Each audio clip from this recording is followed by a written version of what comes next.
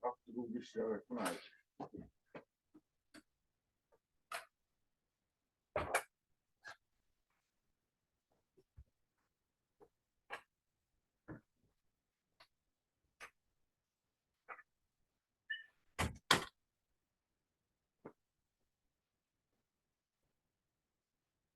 비디오 파일들을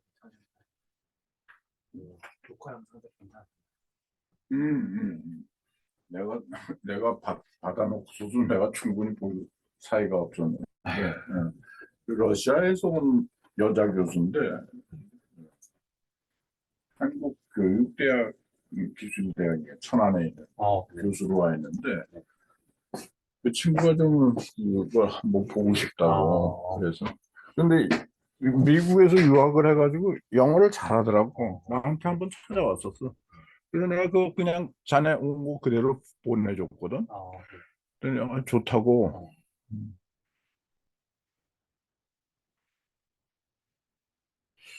오늘 좀 해야 하는 파일이 너무 많아서 내가 보내놓긴 했지만 그냥 간단하게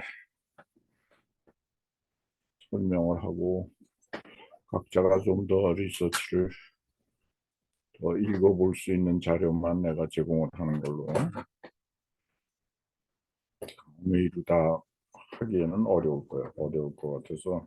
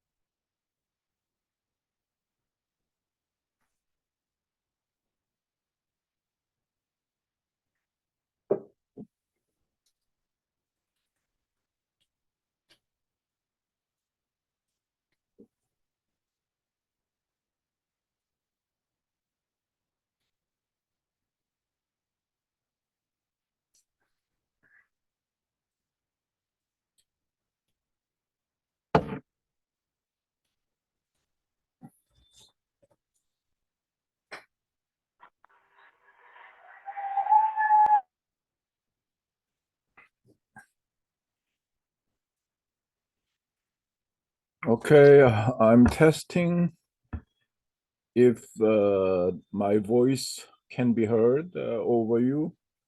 Nice to see you, Polina, Yael, Leskova, Skala, Kaya, everyone. A lot of students. Grigoreva, Daniel, thank you for your summary. I enjoyed reading your summary. Mihail too. A lot of students has sent me a summary, and I'm extending the deadline. So don't feel embarrassed or don't feel bad.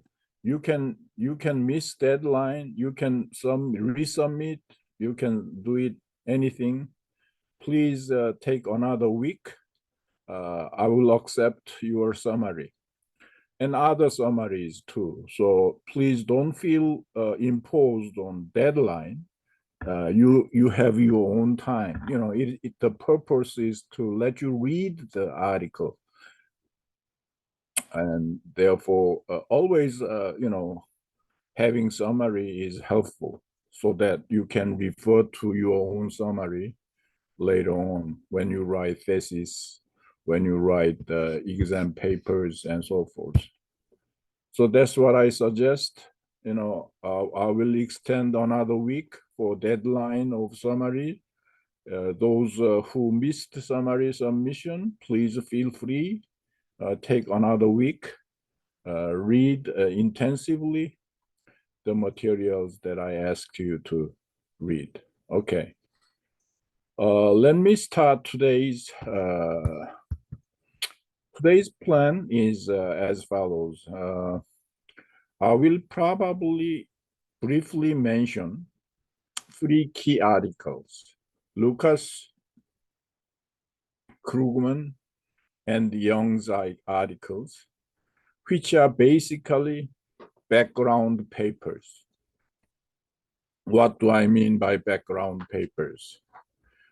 Those papers are key papers which can explain IMF crisis. In other words, the 1997 financial crisis in Korea. That was one of the biggest kind of financial crisis. And Korean people suffered a lot. There were massive unemployment. That high growth period was ending, and so forth. So we will look at that background papers briefly, maybe 15 or 10 minutes each, because most of you have read those papers. And then I will probably give you IEO report, that is IMF's own interpretations of the material. And in other words, IMF's own evaluation on crisis in Korea, Indonesia, and Brazil, and so forth. 3 financial crises. We will take a look at just the Korean report because we are interested in Korean economy meltdown, financial crisis only. Well, you can read other countries' story, Indonesia and Brazil, why Indonesia rupee, Brazilian currency were on the free fall after the financial crisis, things like that. Okay, then my own version of why IMF crisis, 1997 Korean financial crisis was inevitable, and what is the consequence of that financial crisis, and things like that. My own version toward the end of today's lecture. Okay, so let me start with Lucas' paper. This is Krugman by Lucas. Okay, I'm trying to share Lucas' paper, and most of you, luckily, have already read, and you are sitting after reading Lucas' paper and making an attempt to summarize Lucas' paper. So the Lucas point is, if you have read the Lucas paper, Philippines and South Korea were basically initial condition. We call this socio-economic initial condition. In other words, in its society, in its economic nature, two societies were almost identical in 1960. Lucas is referring to several indicators why Philippines and South Korea were very similar at the initial condition. Why do we talk about initial condition? Because Korea started 1960 its own economic development plan, 1962. So Philippines starting their own development plan. Naturally, we are led to compare Philippines and South Korea. And what happened? And after reviewing two countries, very similar conditions, right? From 1960 to 1988, GDP per capita in the Philippines grew at about 1.8%. But in Korea, 6.2%. So probably Philippines grew at a very stagnant, slow economic growth. On the other hand, in Korea, 6.2% per year. So every 11 years, the doubling of living standards become possible. And after that, Korea became as rich as Mexico, Portuguese, Yugoslavia, about 3 times incomes in the Philippines, and about 1/3 of incomes in the United States. So why did it happen in Korea and Taiwan and not in the Philippines? Lucas himself is throwing the question, fundamental question. Why did it happen in Korea and Taiwan, but not in the Philippines? And the East Asian miracle Lucas was referring to, there were in world history no such group of countries belonging to the basic same geographic region called East Asia, making so much progress in living standard and economic growth. Then, Lucas is very famous in quoting like this. When World Bank or some other international institutions are asked, what should we do? Many developing countries, like at the stage of Philippines.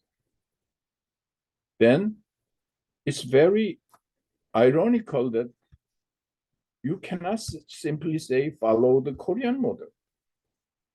It's like follow Michael Jordan to become famous basketball player. That's kind of nonsense, he says. So there must be some aspects. In other words, he argues, Lucas is arguing, we need a theory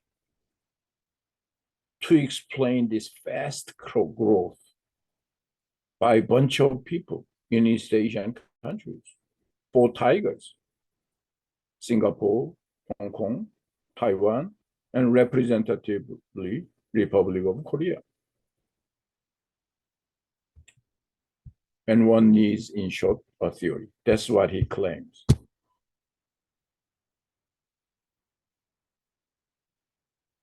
And ultimately, he argues, neoclassical theories view that growth miracles as productivity miracles. So productivity is very widely quoted concept. There could be labor productivity, there could be capital productivity, or there could be so-called overall efficiency measure, total factor productivity. But all these productivity measures should increase to have meaningful economic growth.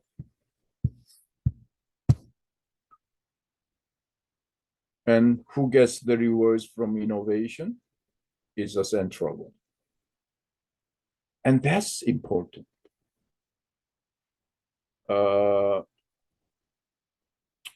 If you go to Manila, main capital city, there is so-called gated community. Well, you know what is gated community?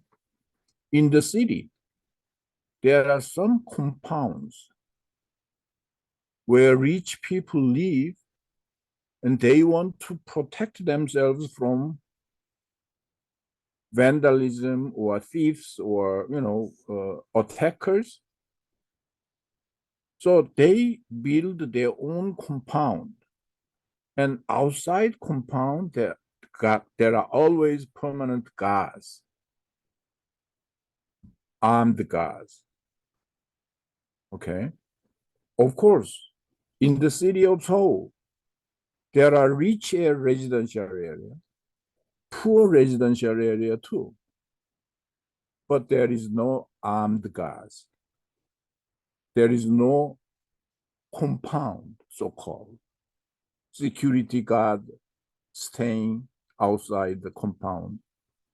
There is no such segregated security guard, watching compound. This I call social fabric.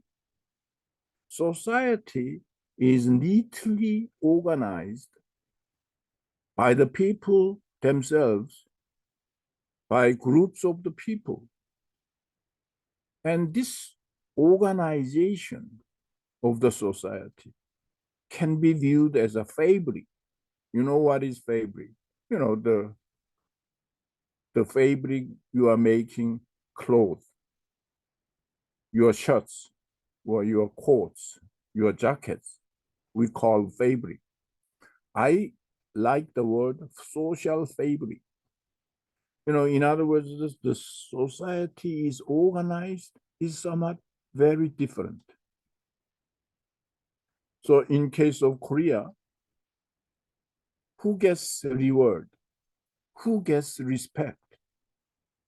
Those people who send their children to good high school, good middle school, and those people who gets their sons and daughters go to good companies, go to good colleges. These people are rewarded rather than necessarily rich merchants. The society is respecting more kind of education-oriented rewards.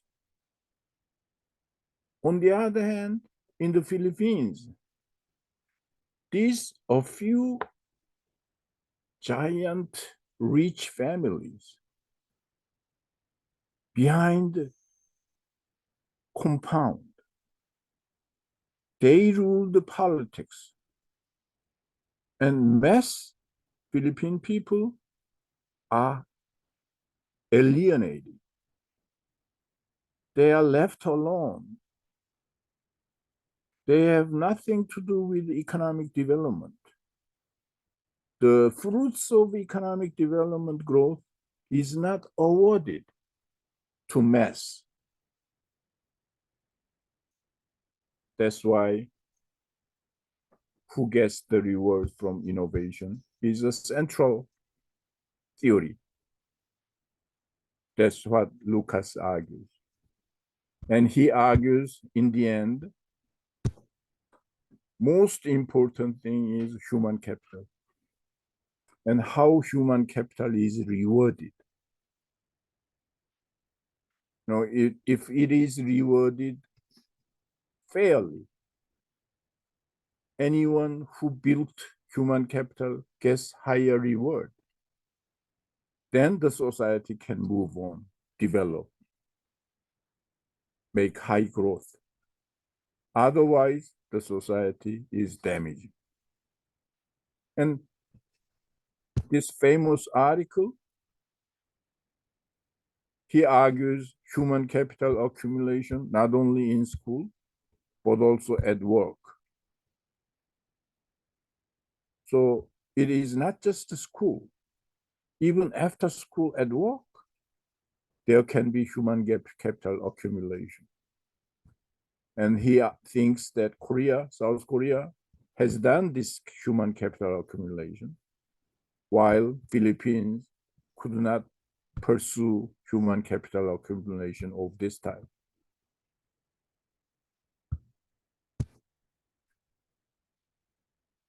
Good specific human capital holdings will determine who produces what. So society determines. India should have an economic advantage over Singapore, but India did not have an enormous advantage over Singapore. The reason is because the way human capital is treated in India and Singapore differently. Okay, so that was Lucas' point. And I presented here at the end of Lucas' paper how Korea's human capital was fast increasing. This blue dotted line, after colonial rule began 1910, first jump was made by Imperial Japan from 10% to 20% primary school enrollment ratio. Why primary school enrollment ratio is important? Many development economists are paying attention to primary school enrollment ratio because that's a startup. When you have primary school enrollment ratio lifted up, you can expect middle school enrollment ratio, and you can expect high school enrollment ratio. You can expect college enrollment ratio to increase. So the startup is very important. And primary school enrollment ratio was staying at about 45% by 1942, but started to jump within very short period of time, 1955 to 1970, from 60% to 100%. Remember, at this time, South Korea was just after out of war. So they did not have enough funds to build primary school and to build a primary school education. But they concentrated their old budget into education built up on the very worst economic condition just after war, Korean War. So this human capital built up paid off. After 1970, Korea's fast economic growth was rewarded into this primary school enrollment ratio. So a lot of schools were open, and therefore, look at this secondary school red dot, very fast increase during very relatively short period of time, less than 20 years. Okay, so this is the background story, and Lucas was pointing out to this story. Okay. Next, I will take a look at Krugman's article.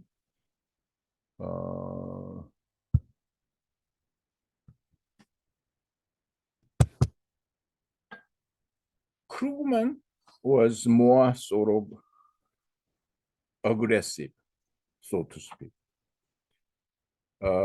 What do I mean by aggressive? Krugman was I think he's a very great economist, and he deserves receiving Nobel Prize.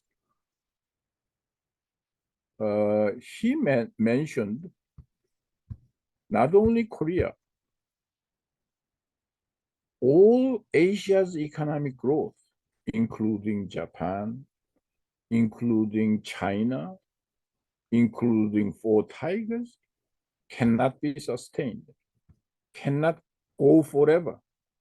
You guys, you East Asian economists should expect sometime your growth will be ending. You see, this was Krugman's article was 1993. So it's at the time of, everything was so-called Japan syndrome, China syndrome, and Japan will take a big steps, will move on, grow very fast. Next, China will repeat Japan's experience. So there was kind of a hyper syndrome in early 1990. But then it's very difficult to find an economist who says no. The mystery, that was not. The myth is not myth. They are all paper tigers. Great Japanese meltdown, growth slowdown will begin. That happened, he was writing 1993. Fortunately or unfortunately, Japanese meltdown began in 1993. And at the time of meltdown, he was predicting Japan will slow down. China syndrome too will fade away.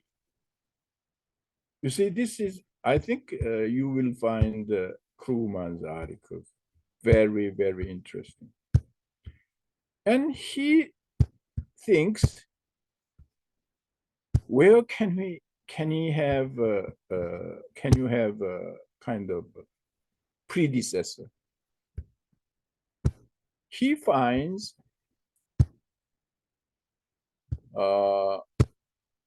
similar slowdown from Soviet economy. Believe it or not, Soviet economy was one of the fastest growing economy after World War II. Why? Because Soviet Union with the Eastern Bloc, they had a large built-in demand for defense industries, technology industries, a lot of demand for food, a lot of demand for captive demand in clothing, a lot of demand for energy.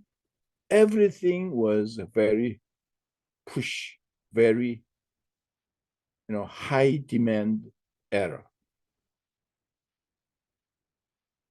But after 20 years or so, from 1945, 1965 or so,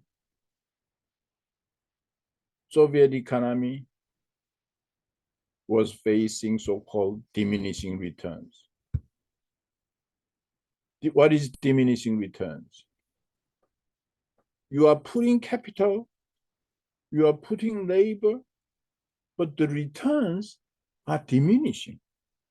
In earlier years, when you put 10 labor and 10 capital, you are getting 100. But now, even if you put the same 10 machines, 10 people, you are getting only 50. And next year, you are getting only 30. And the following year, you are getting only 20. So returns will be diminishing. Why?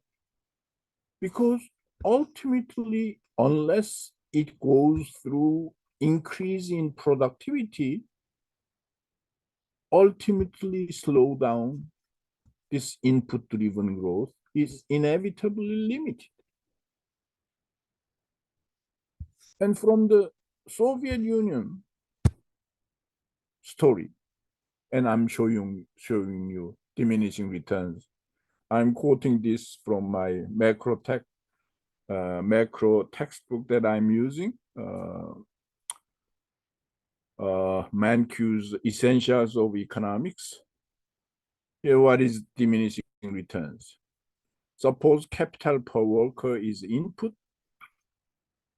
Per worker, how many capital we put it in? As we increase capital per worker, output per worker increase. But the increasing pattern is not proportional, like straight line. No, it is like concave line like this. What is the nature of concave line? When South Korea was very poor in capital, there were multiple number of people, but there were very little capital machines. Capital per worker was very low, like one first pinky area. When they put 10 people with 10 machines, they could produce 100. Output per worker could be 100. This length could be 100. But later on, as of now, Korea becoming mature economy, advanced economy, rich capital per worker economy. Way here, even though we put the same input, 10 machines, 10 people, instead of 100, we are only getting 20. This little pinky area, second pinky area. So diminishing returns prevail. That's what Krugman is suggesting.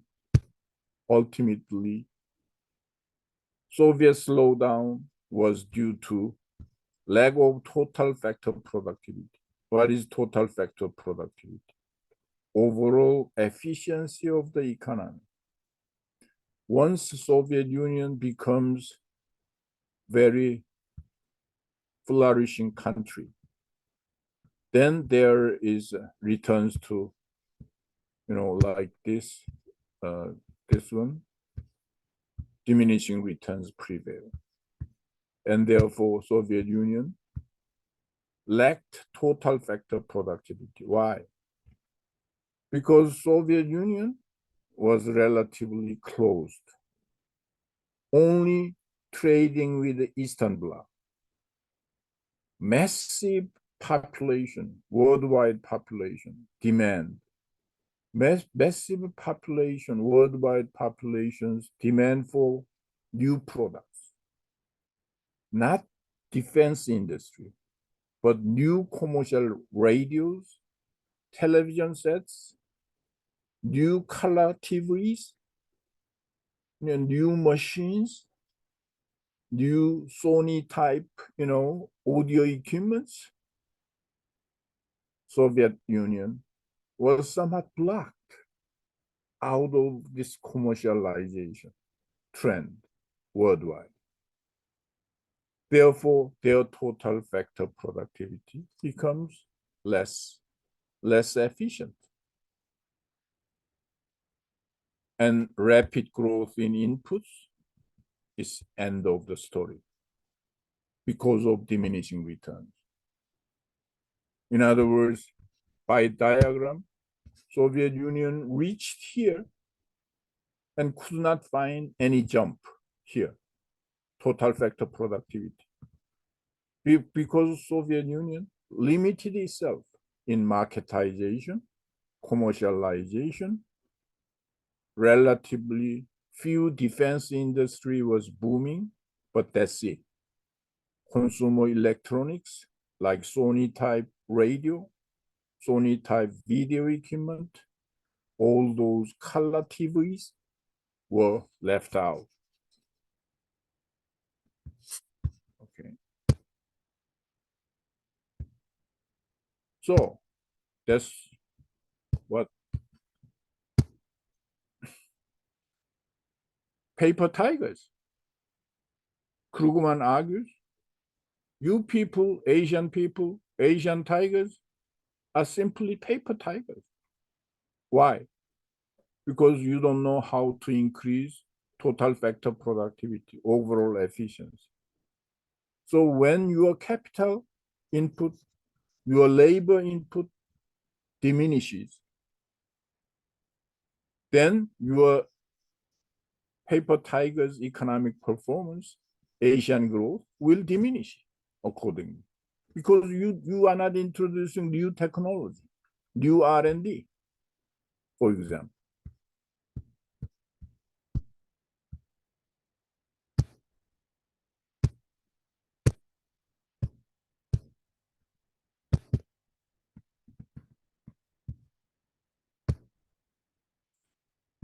And Krugman continued to argue, in the end, great Japanese growth slowed down. He expects Japan has indeed continued to rise in the economic rankings, but at a far more modest pace than those projections suggested.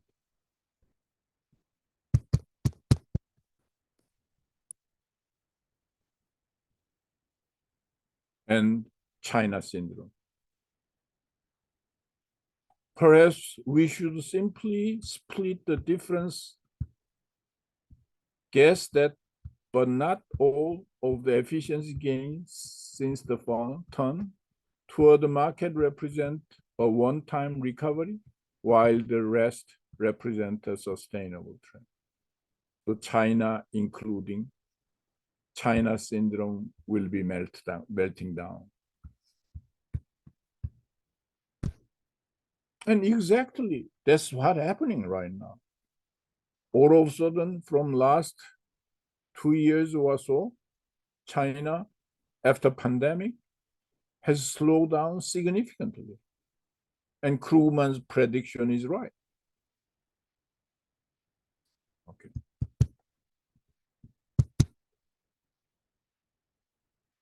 So what is Krugman's proposition? Asia's miracle is not mystery. It's not myth.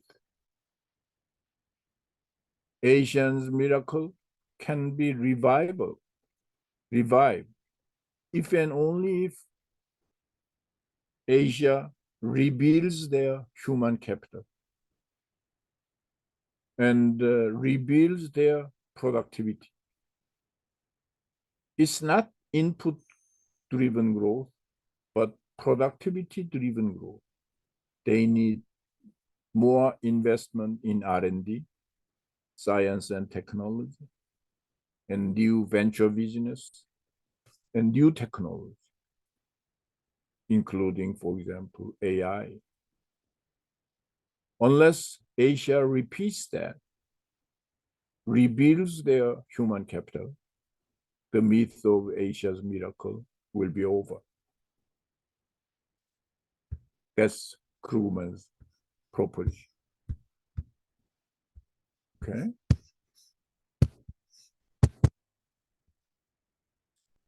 Now, you have seen a very aggressive predictioners, in other words, forecasters, worldwide economic projection. Lucas initiated, Krugman followed, but they were not basing their theory only. Actually, they were basing their theory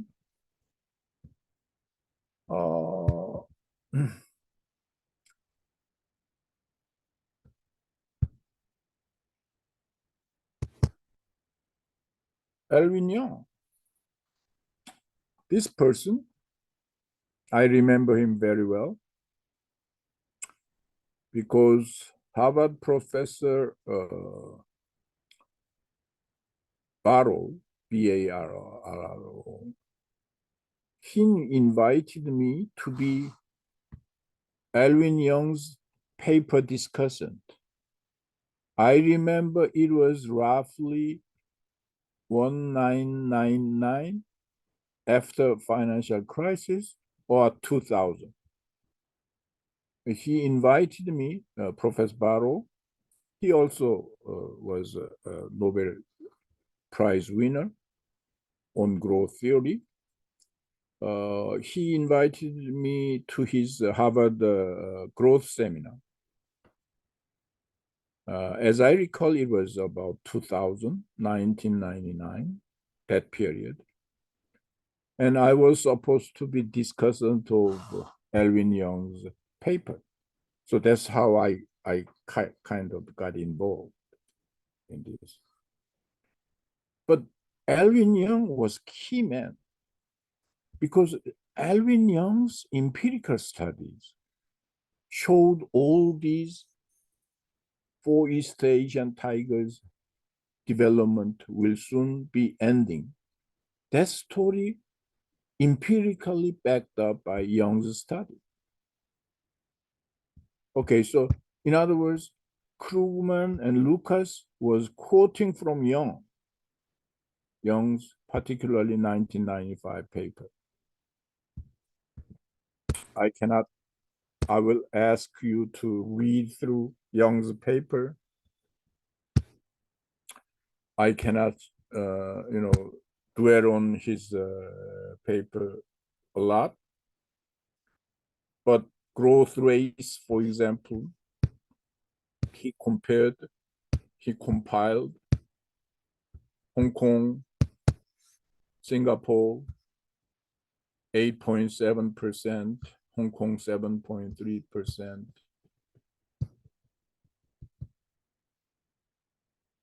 And numerator is South Korea's GDP per capita, 8.5%.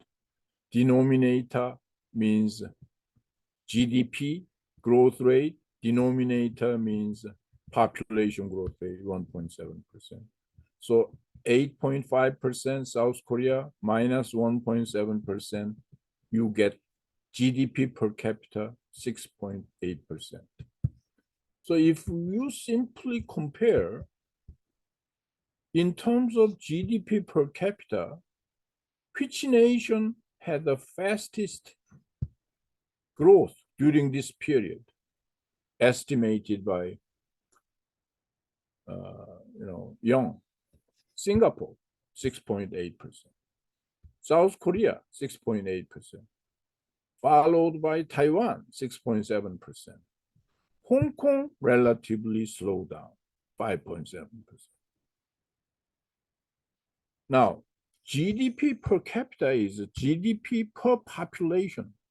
In other words, you divide number of people living there from GDP. That's GDP per capita. GDP per worker is different concept. GDP per worker is what I define labor productivity. Per one person labor, how much do they produce? Okay. GDP per worker, Hong Kong, how do you read? Numerator GDP 7.3%. Worker increased at 2.6%. Number of workers in Hong Kong increased faster than number of population. As a consequence, if you deduct 7.3% minus 2.6%, 4.7%.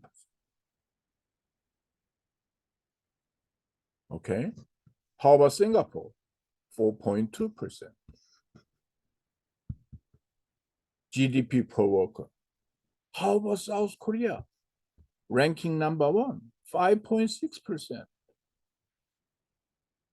Taiwan, ranking number 2, 5.4%. So you can see here from this chart, Young's empirical finding, South Korea during the same period per capita, per worker GDP, labor productivity was fastest. Okay? Followed by Taiwan, Singapore, no, Hong Kong, and Singapore. Singapore labor productivity was not that fast.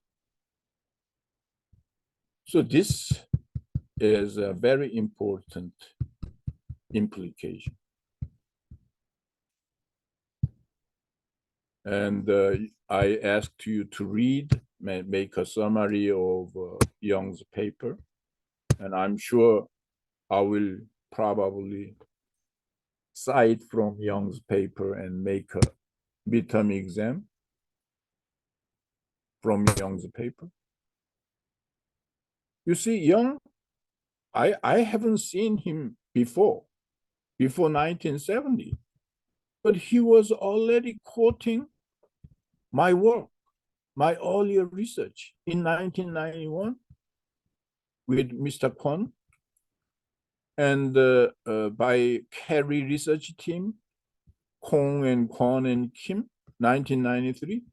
You know, how the hell he got my research work all printed? I think most of all were printed in Korean. So this guy, Young, must have, had Korean students or something and picked up our empirical research and comparing studies of total factor productivity growth, South Korea, overall efficiency growth. And he argued that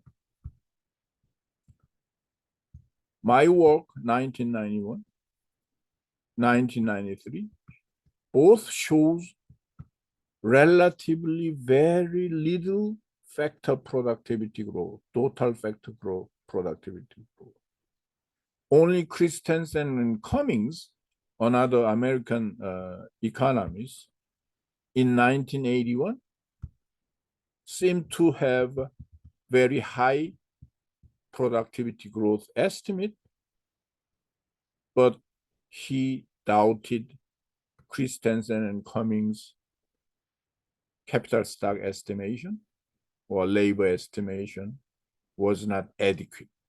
So if you do not put enough capital accumulation, labor accumulation, total factor productivity takes over the rest, becomes a large amount. On the other hand, manufacturing side, Dalla and Sokolov's study shows very high total factor productivity, overall efficiency growth. But that's it. So Young was basing my research 1991, 1993, showing that overall efficiency level in South Korean economy was not that great. That means what? South Korean economy, once it reaches diminishing returns, total factor productivity growth will be ending, it will be small, and therefore South Korea's economic growth will melt down, will be lower than before. The rest of the country is the same. So based on this Young's paper, and this human capital in Korea that I already repeated in Lucas' paper. So anyway, this human capital growth, of course, helped in total factor productivity. But once they reached full enrollment ratio, of course, human capital growth will also meet with diminishing returns. And unless there is a technology breakout, R&D investment, massive R&D investment, Korea's economic future could be very missing. dismal after 2000. Okay, that's Young's empirical finding.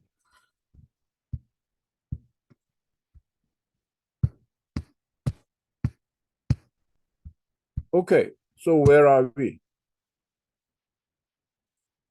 Let me see.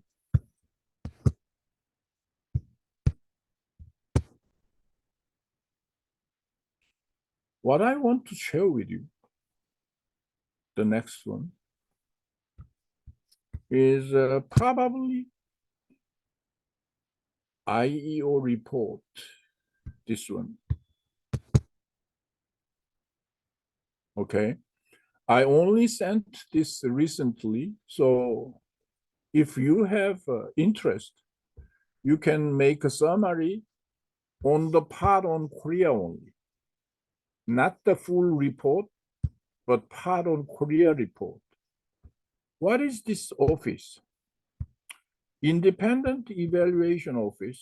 I was at IMF, a visiting scholar, 1988 to 1989. So way before, 10 years before IMF crisis, I was invited by IMF to be a visiting scholar in Asian department. So I had several colleagues at IMF. And this office, Independent Evaluation Office, was created after these so-called Asian crisis. IMF itself realized they need to look at, reevaluate what happened in financial crisis, whether or not their role was appropriate, whether or not their role was too much invasion or stepping in or intervention. They need to evaluate their own experience on their own. They created this independent evaluation office. Head of this independent evaluation office at the time happened to be my friend when I was visiting scholar at University of Tokyo. He was a frequent kind of collaborator. Shinji Takaki, a Japanese guy, was heading this independent evaluation office, seemingly arguing that Japanese can be independent of this Asian financial crisis. They were out of crisis anyway. So I want to just take a quick look at Korean side, Korea. Of course, you have to read in depth. Please make summary starting from this. What is this page? Can you check this page? Korea page. Looks like number 2, right? Oh, it is on part of executive summary. So we need to look at this in executive summary Korea. So rather than listening to Korean government story, maybe we are independent, more independently reading IMF's evaluation office report. What happened to Korea? So even though it takes time, I might read this one jointly with you. In Korea, IMF surveillance failed adequately to identify the risks posed by the uneven pace of capital account liberalization and the extent of banking sector weaknesses, owing to the adoption of conventional approach that focused on macroeconomic variables. So IMF surveillance failed. What does that mean? IMF guidance or watchdog failed. So Korea became subject to financial disease, financial crisis. IMF surveillance, IMF watch out failed. That's their judgment. And one of the reasons, uneven pace of capital account liberalization and the extent of banking sector weaknesses owing to the adoption of a conventional approach that focused on macroeconomic variables. There were gaps in the data needed to make a full assessment through available data on short-term debt, and financial market indicators were not fully used.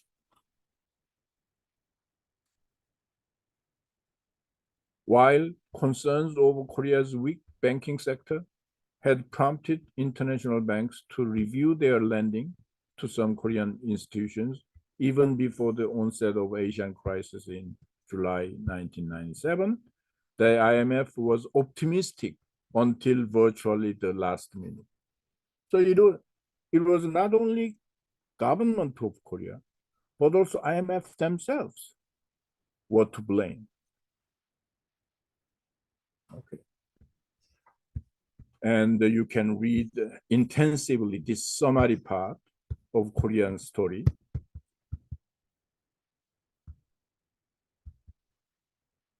And you can see here very short summary of a Korean case, but this shows you Korean adjustment process involved a severe downturn with GDP declining by 6.7% in 1998.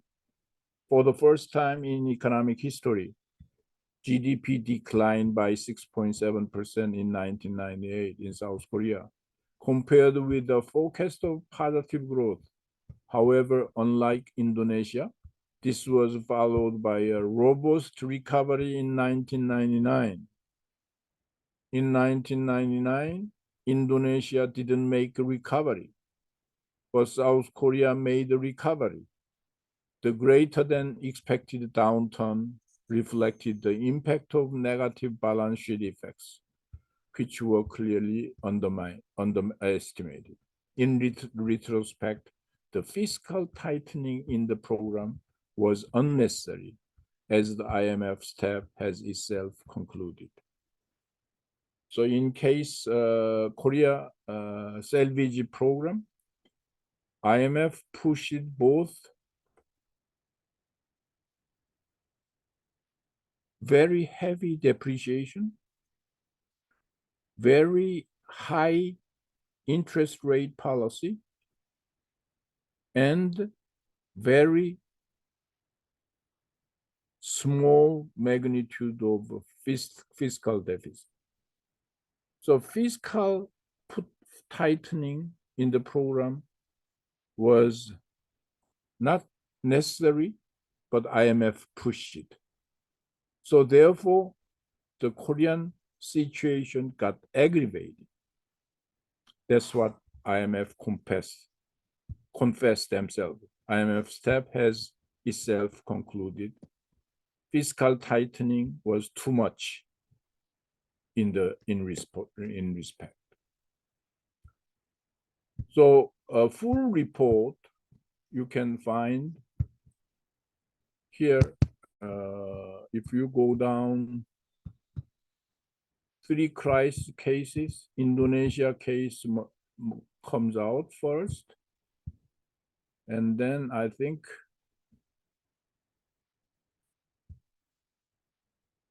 South Korea crisis, starting from page 16. Okay, you may want to make a summary of this. Page 16 to what page? Korea case.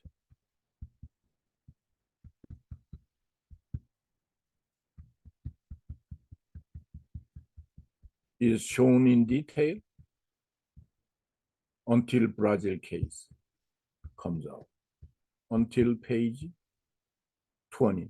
So from page 17 to 20, Korea story is in detail written by IMF Independent Evaluation Office. Okay, many people are quoting this IMF story in economic analysis. Okay. So, what is my version of explanation, right? Up to this part, we heard about Lucas, Krugman, Young's empirical research, and IMF's own evaluation. But what is our own story? How can we explain very fast-growing economy, averaging annual rate of 7 to 9%, South Korea, could fail, could make a minus 6.9% decline in real GDP overnight? What is your own version? What is your own explanation? So I provided to you two PowerPoints. Let me see.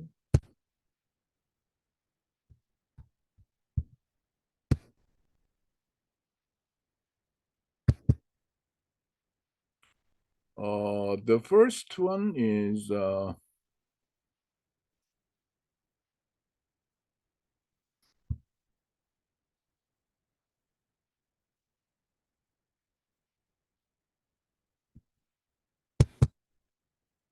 okay. This is a rather very lengthy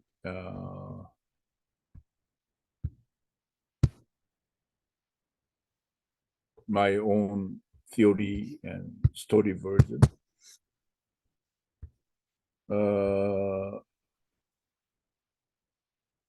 This is a kind of background and what was going on, why Korea had to meet with this story, financial crisis, and so forth.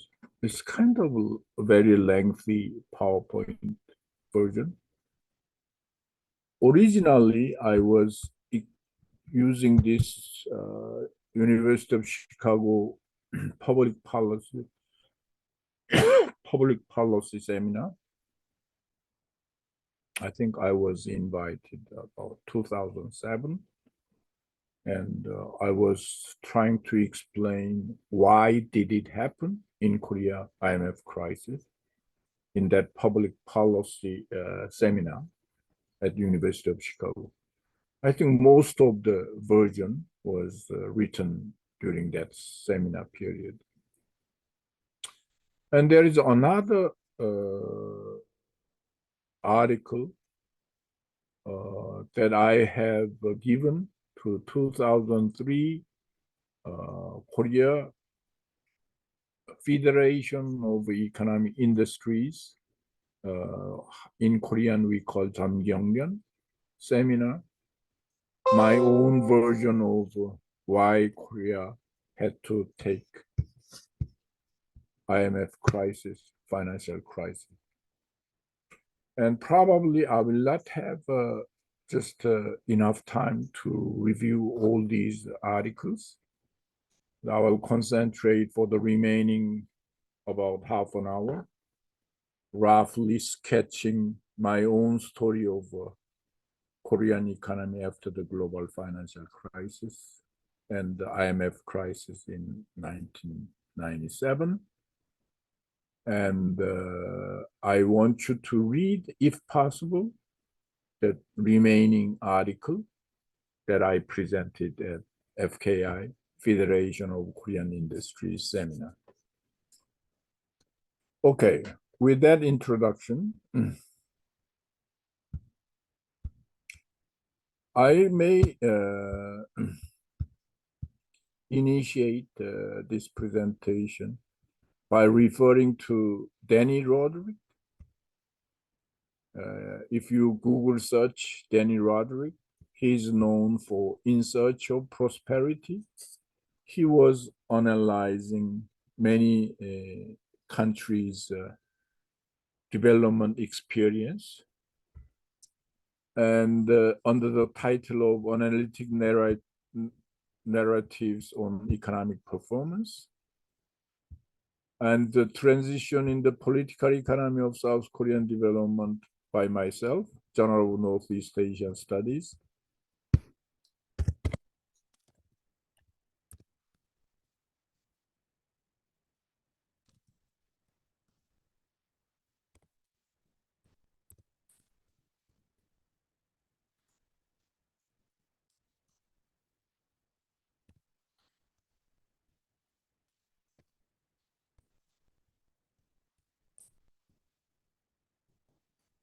And excess competition, moral hazard, and industrial trauma.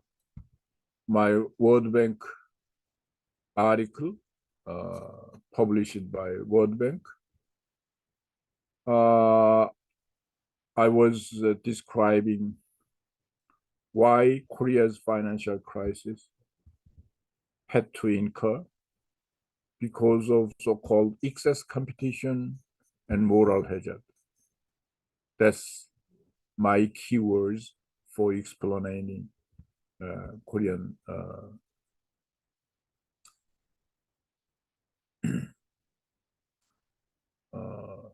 case.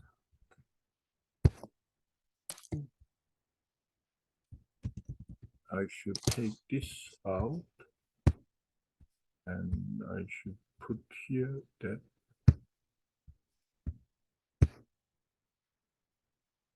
then the Korean economy after the global financial crisis continues. So the first note is IMF crisis in Korea. Okay.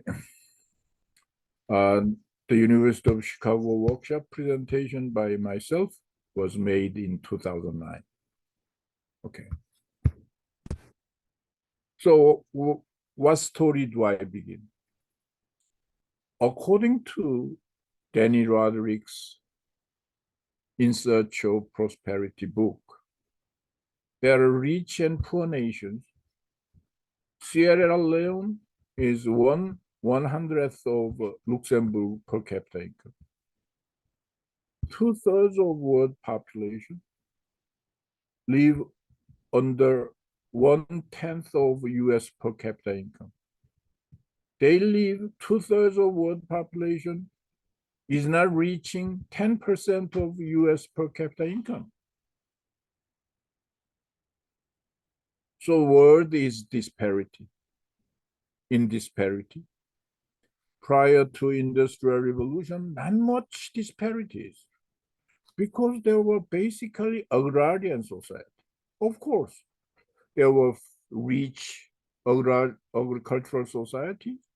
At the same time, there were very poor agricultural societies. But agricultural society is agricultural society. You know, there could be good harvest, there could be bad harvest. So income disparity was not this much. 2/3 of world population living 1/10 of US per capita income. So the question Roderick and these people was asking, what is the cause? Why people, massive 2/3 of world population are under poor conditions? Why only 1/3 of world population make a comparable living? And under that spirit, that's UNIDO commissioned me to write Korean story. What happened to Republic of Korea? Does the Republic of Korea belong to this nation? Per capita income, that's 1/10 of US per capita income. Does the Republic of Korea 2/3 of world population? No, Korea by already passed this limit, was approaching about 50% of US per capita income by then. So at any rate, UNIDO commissioned me, asked me to write a report. What happened to Korea? And my report published by UNIDO 2005, probably I sent you as a reference article. And according to this story, to make it long story short, this is kind of economic theory synthesis. Y is aggregate GDP.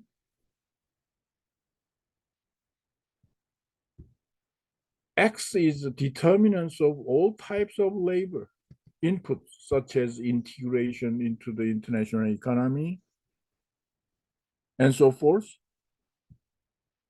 V is rival inputs, such as physical capital, human capital that can be accumulated. What do we mean by rival inputs? If I take physical capital, you cannot use my physical capital. So it's like a private goods.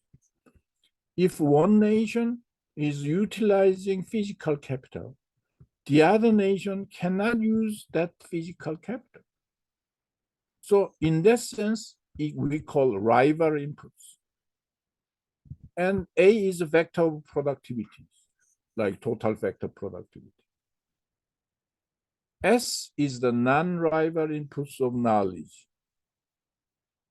So for example, internet knowledge is now worldwide knowledge. It's non-rival inputs. So internet knowledge is used by South Korea. It is used by India. It is used by Russia. So it's non-rival inputs. And all other integration, international economy, that kind of thing is implicit in X. So what is the determinants of productivity? The fruits of knowledge, R&D, technology transfer, adoption of new technology, the result of accumulation capital in rival inputs, human capital, labor, physical capital, the deeper level of integration and institutions. And here, they are emphasizing not only human capital, labor, physical capital, infrastructure, but also integration. What is that? How the economy is integrated in the world market. Iceland, Australia, relatively very remote country.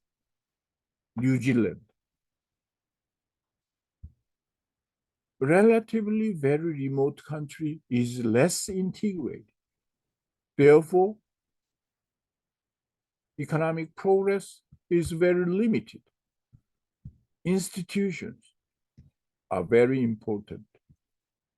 Some countries have no institutions, no law office, no criminal judge system. So always there is an infighting. So transaction cost is very high. Other factors, competitive environment, social dimension, natural environment. All these things are affecting the productivity. And what I emphasize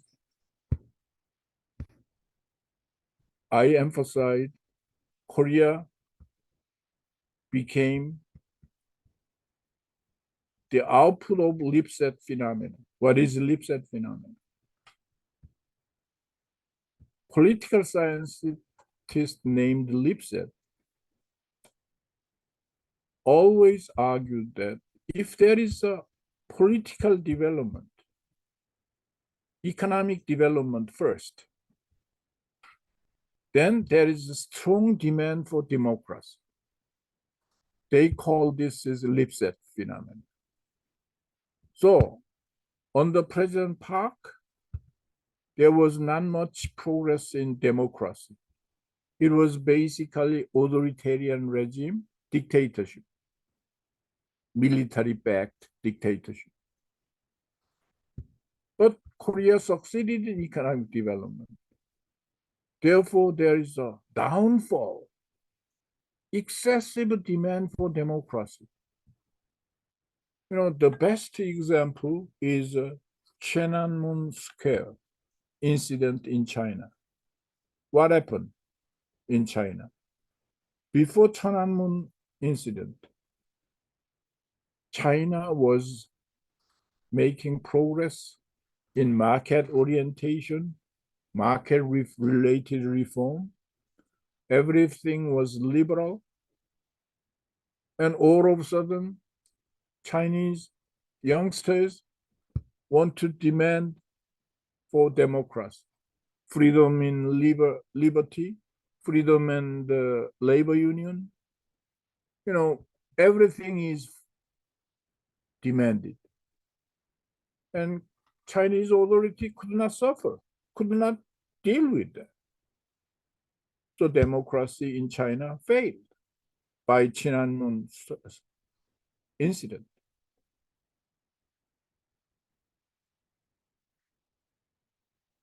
All other research, Moore, Hoover et al., this Lipset phenomena was empirically inconclusive. Some cases,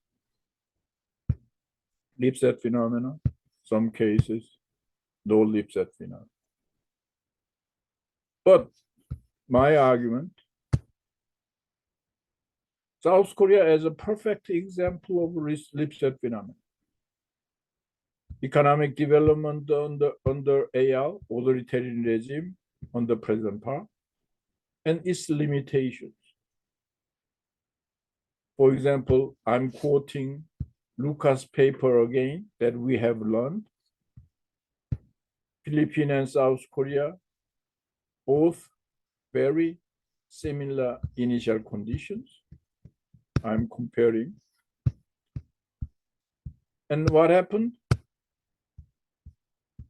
Under Lee regime, it was a developmental dictatorship, but alienated.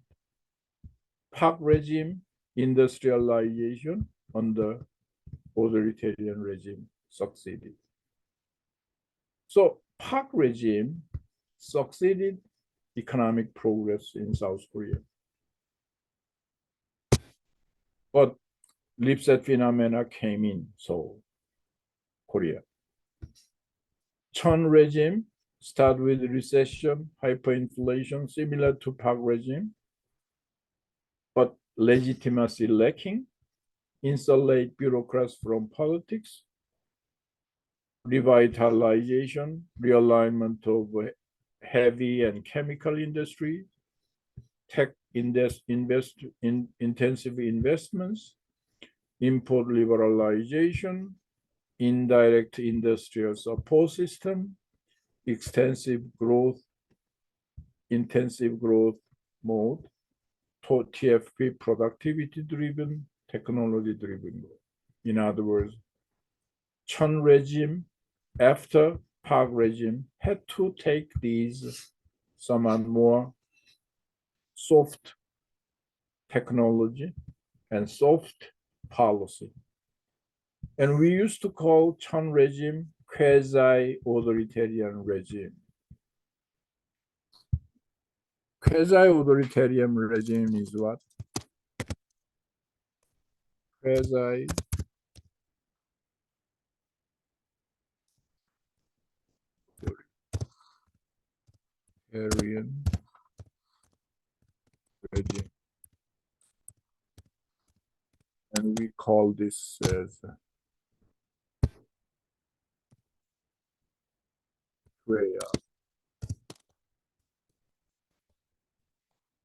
in dictatorship, it's not as hard as a Park regime, but it's not completely democratized society. It's in between to some extent. So that kind of regime we call QAR, quasi-authoritarian. low regime too. And during this process, dependency indicators whether society, Korea, is dependent too much on US and Japan. Dependency indicators reduced.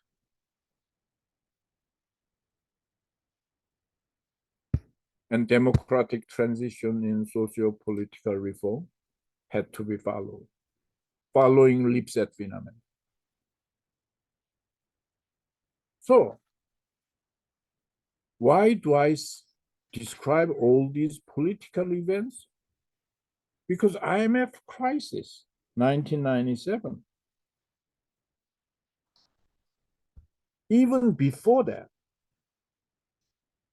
crisis was impending to some extent. The crisis was because Korea was going through democratic transition from AR, Park regime, from QAR, Chun and Roh regime, to fully democratic society, Kim Il-sung. And what I described, I was visiting scholar at IMF. I was visiting scholar at University of Tokyo. Many economists had to make. And they ask, why 9%, 10% growing South Korean economy went into recession, deep recession, minus 6.9%. Why? Why did it happen? And you need theory. You cannot say that, okay, policy authorities was neglecting macroeconomic watchdog, surveillance. You simply cannot blame. You have to have a theory. And my theory, economic system built up under authoritarian regime and QAR was not fully prepared for democratic transition. In other words, there is a gap between economic system and full democratic transition. Under full democratic transition, labor union has their demands. Economic agents like banks, president of the bank do not listen to Blue House, presidential office, because it's democratic setup, no longer QAR. So they don't listen to president's order or president office order. So the system was built for AR or QAR, but the social environment became fully democratic, like Tiananmen Square incident.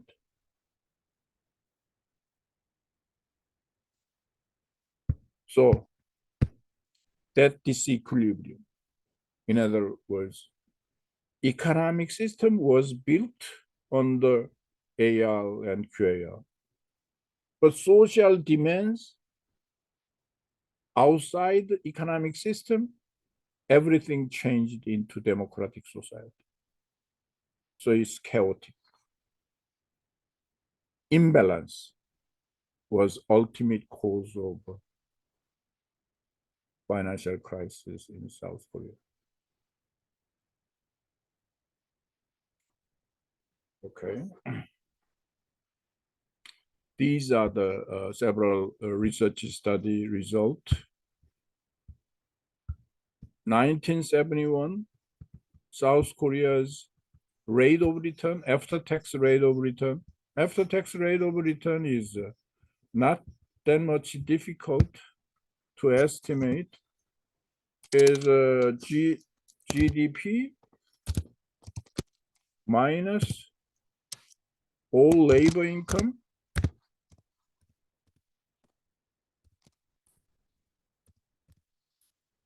Okay. Then that gets you capital income from national income, capital income divided by capital stock.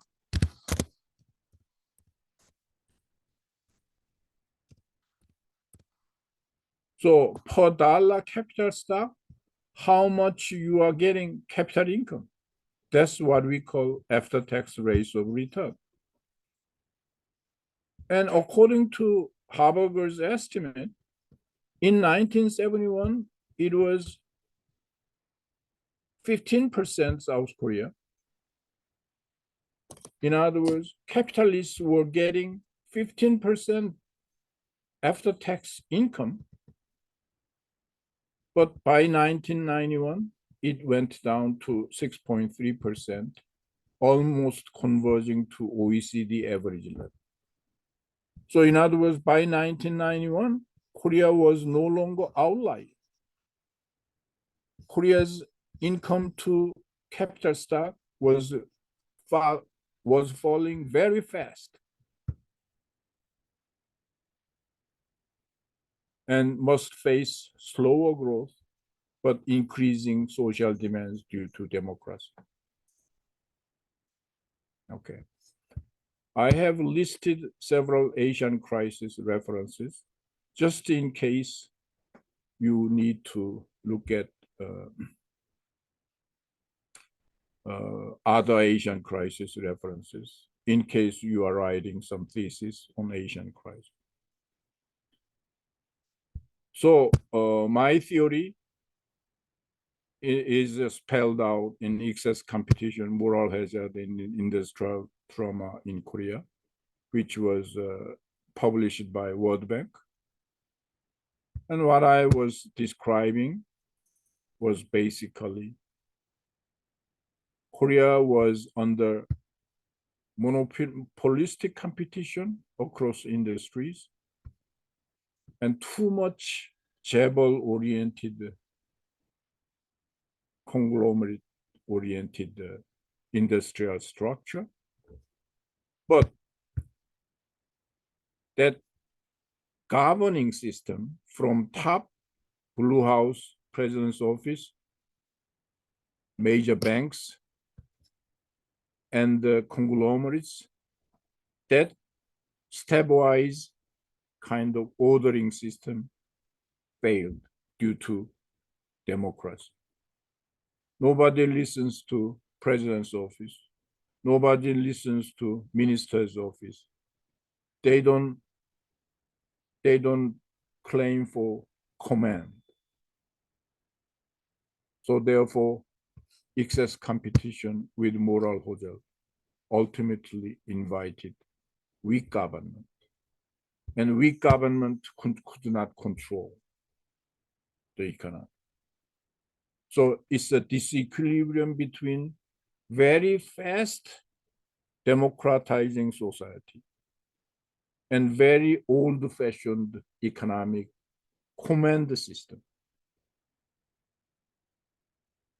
where a few chaebol is chosen by government favorites and limited competition allowed. That system can survive if and only if everything moves smooth. But if everything is not smooth, at the time of crisis, command system fails, and the society demands more by democratization.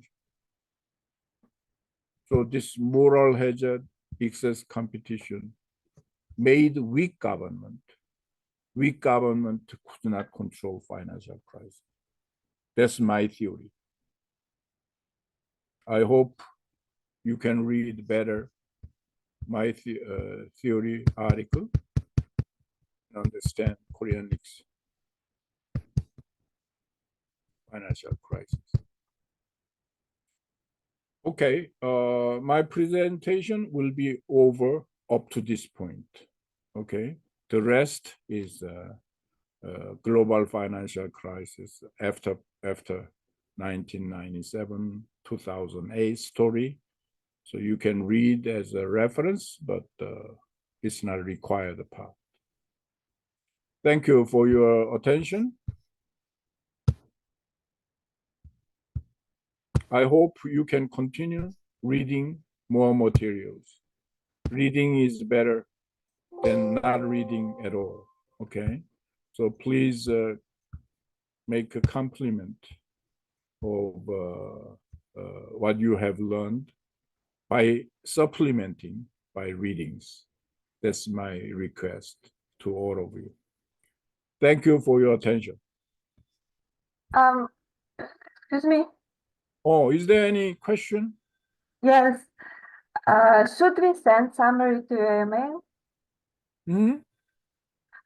Should we send summary to your email? I cannot hear you. 메일로 Oh, Yes, you can send me a mail. okay. Thank you. Okay. Any questions or anything? Okay. And I appreciate for all of your attention and also participation in reading summary, making summary.